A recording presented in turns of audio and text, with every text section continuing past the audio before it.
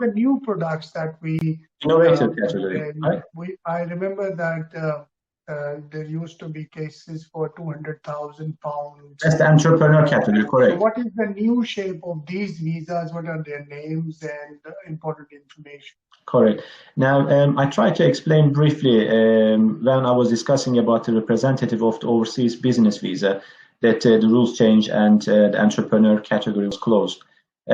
Let's just go back and try and understand why the UK immigration authorities took that decision. Now, under the old rules, entrepreneur category, someone who had access to £200,000 and meet so-called English language requirements could come to the UK to set up any type of business other than property development and property management. So you could come to the UK to set up a restaurant, you could come to the UK to run dry cleaning shops, you could come to the UK to run florist shops, any traditional business, any type of business.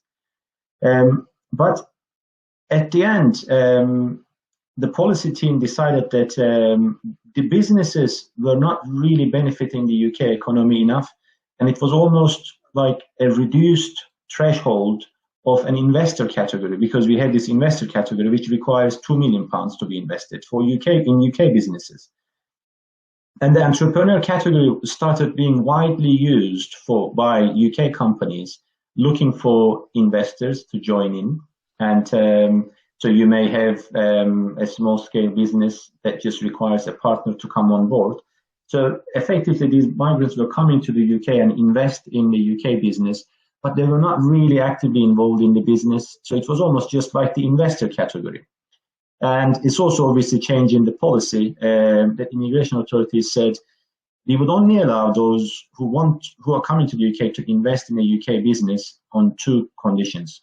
If it's just any business other than property development and property management, we would only allow those bringing 2 million. So this is the investor route. You can bring 2 million and invest in any UK business. You don't have to be actively involved in the business.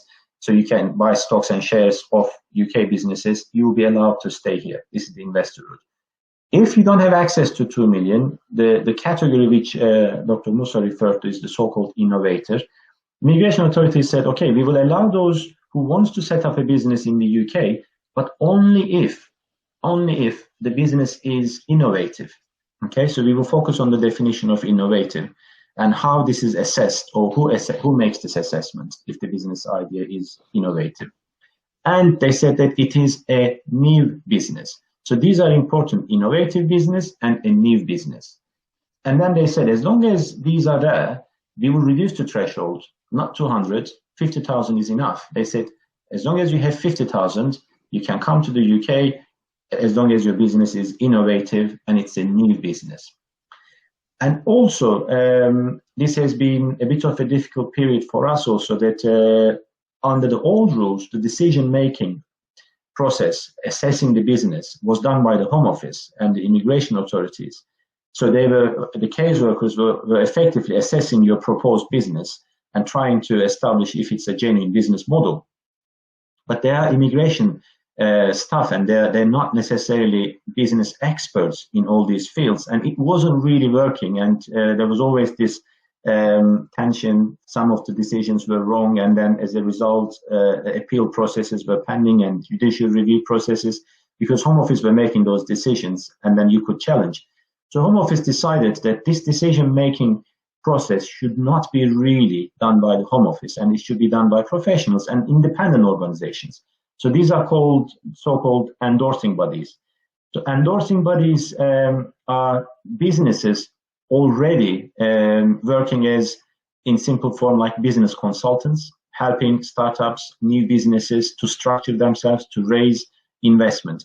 So we refer them as endorsing bodies. So under the new route of this innovative visa, Home Office said, we will appoint certain number of organizations who will accept applications from migrants, and they will assess their businesses. And if they produce an endorsement letter confirming that your business model is innovative and meets the requirements of the new business, then we will process your application. So the decision making only for visa application, just for immigration history checks and security checks, are done by the Home Office, really. Yes, they have the right, they can still interview you, but the main decision is made by these so-called endorsing bodies. Okay. Let's just briefly discuss the new business also, the definition of what is a new business.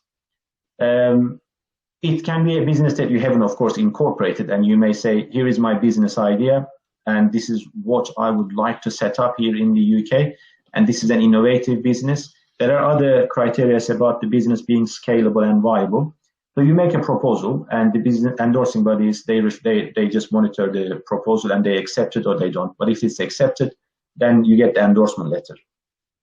That's obviously because you haven't incorporated the business, it's a new business. But there is something interesting which also qualifies as a new business, which is a business which has been set up, it's in the UK, but it's at the pre-trading, pre-revenue stage, which means the business has been incorporated, let's say in the UK by UK directors, and they're going through the research or development stage, and they're looking for also investors. So it's at the stage of, let's say, generating revenue, but they haven't generated revenue, they haven't started to generate, and they need investment. So some of the endorsing bodies, because they are like business consultants, they have these type of portfolio companies that they're helping to raise investment. So in some cases, some of our clients may not have their own proposed business model, but they may say, I would like to be a part of this business, and I'll be investing in this business, and then it would still work. And just to give a simple example, one of our clients, a dual Iranian and US national, so he's based in the US, recent graduate, and he studied sports science, and this portfolio company that they are doing, it's like gym, but it's online, and it also allows memberships to be shared, etc. So it uses technology. Okay, so it's not in the form of a standard local gym that you're setting up. It uses technology. So he's becoming part of this because his background matched the business's model, and they agreed on the terms. So he's one of the co-founders now of this business, and it would work. So we have two ways of doing this. Either our clients would have their own business model. I had a client from Pakistan under this category that he came as someone bringing a new technology for skin care. And it's like a beauty salon, but it's not in the sense of traditional beauty salon. It uses a new technology that is not available in the UK. And then he thinks he can have brands all over the UK, and it may actually spread. So it was accepted as an innovative business. So he's coming here to run his own business. So there are various businesses that you may incorporate technology, and then it becomes innovative. So in short, the traditional businesses are not acceptable anymore, but we always find out, even though maybe on the face of it, the business is traditional, when we talk and discuss what the business have been doing, and they sometimes find out that they use technology, and it may actually be a new opportunity for them to expand on that technology, and it becomes an innovative business. So it's always important to understand in full what the clients are as part of their services they actually offer. That's great. I think now, because we are discussing in sequence, so we can see that if there is a traditional business, they can come through the sole representative option. And if you are an innovative person or innovative ideas business, you have, we want to bring innovation in the UK.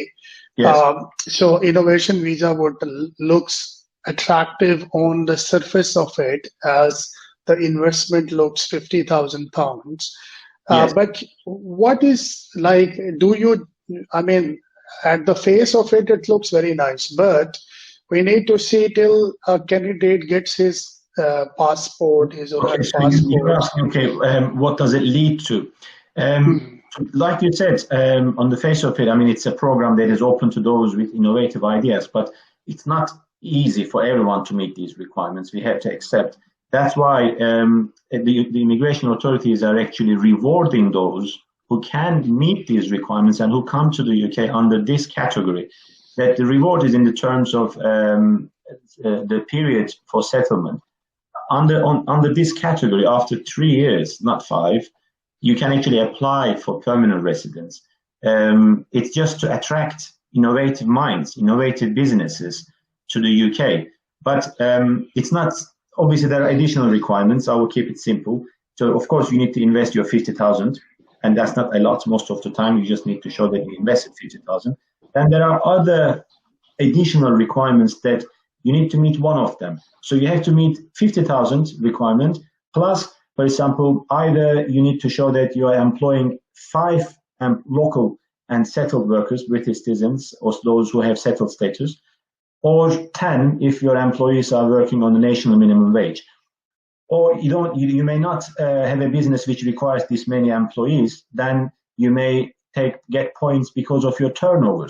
So it is acceptable if it's 500,000 and then you're doing an export of 100,000, or if you don't do any export, that you're doing 1 million turnover. So there are various other categories that, in addition to your 50,000, if you can show as an innovative business, if you either generated employment, or you reach a certain amount of turnover, or you applied for certain IP rights, then you will be eligible to apply for permanent residence or indefinite leave to remain.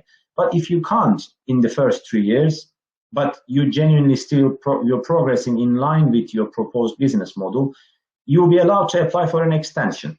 So you can apply for an extension, and then when you meet these requirements, then you can apply for settlement under this category. So it's an incentive for those companies who are successful to apply after 3 years. It's only under this category.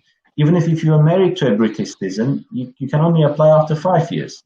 Under this category, someone with an innovative business is actually getting a better deal. Yeah. I think we all want to be innovative after this.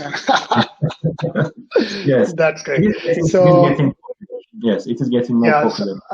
Some candidates ask us a question that is it that when you generate a business, so you need to hire some staff, and of course, if you need to hire, you have to pay them salaries. Right. So effectively, you're not talking about £50,000. You are ending up in a bigger business plan. So please put your light on it. I mean, of course, 50,000 is the minimum, but the reason they say 50,000 is acceptable is because generating employment is not necessarily mandatory. It's one of the requirements if you wanted to fulfill the eligibility requirements for applying for indefinite leave to remain. Imagine that you are just yourself with one employee. You will be okay to generate a turnover of 1 million. So as a result, and 50,000 investment is okay to kickstart your business.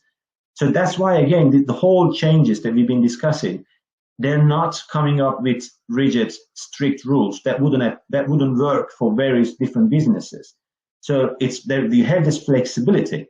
50,000 is enough, and that this may be enough to kickstart your business, and your business will start generating revenue, so you can pay yourself, and then you can also employ someone if you have to. You don't have to if you don't need anyone, but then you just need to show that you met an additional requirement, as I explained, like you apply for an IP right, or you have a certain amount of turnover. So in answer to that question, if your business requires employees, then of course you will need more than 50,000 to employ 5, especially 5 employees. They need to be minimum 25,000. That would be £125,000 that you need to invest at least to cover the cost of the employees. And we are talking about other operational expenses. So it really depends.